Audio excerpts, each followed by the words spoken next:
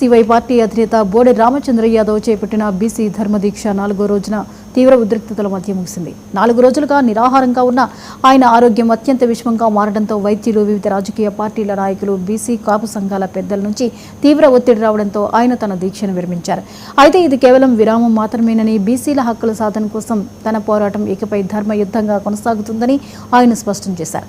4వ రోజు దీక్ష కొనసాగుతున్న సమయంలో ఆరోగ్యం క్షీణించడంతో రామచంద్ర యాదవ్ ప్రాణాలకు ముప్పు వాటిల్లే ప్రమాదం ఉందని ఆందోళన చెందిన నాయకులు ఆయన దీక్షను విరమించాలని కోరారు. వారి విజ్ఞప్తిని మన్నించి భవిష్యత్ పోరాటాన్ని మరింత ఉధృతం చేసే లక్ష్యంతో ఆయన దీక్షను విరమిస్తున్నట్లు ప్రకటించారు. అంతకుముందు దీక్షా శిబిరం నుంచి మాట్లాడిన రామచంద్ర యాదవ్ ప్రభుత్వంపై, ముఖ్యమంత్రి చంద్రబాబు నాయుడుపై తీవ్రస్థాయిలో విరుచుకుపడ్డారు. భారత రాజ్యాంగాన్ని అమలు చేయాలని, ప్రతిపక్షంలో ఉన్నప్పుడు చంద్రబాబు బీసీలకు ఇచ్చిన హామీలను నెరవేర్చాలని పోరాడుతుంటే ప్రభుత్వం మోసం చేసే ప్రయత్నం చేస్తోంది. అందుకే 5 ప్రధాన డిమాండ్లతో ఈ నెల 11న నిరవధిక నిరాహార దీక్షకు కూర్చున్నాను అని ఆయన అన్నారు.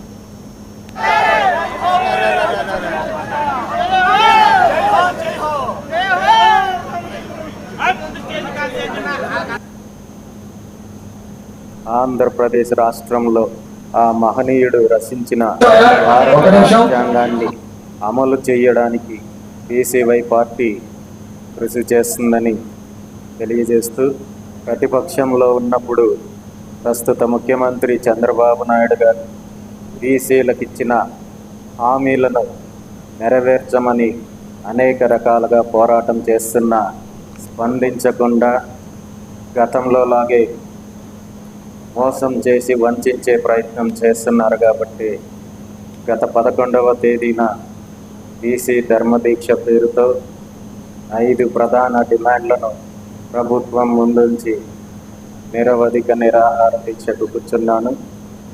దీక్ష మొదలయ్యి ఈరోజు 4వ రోజు అయినప్పటికీ ప్రభుత్వం నుండి కనీస స్పందన లేదు.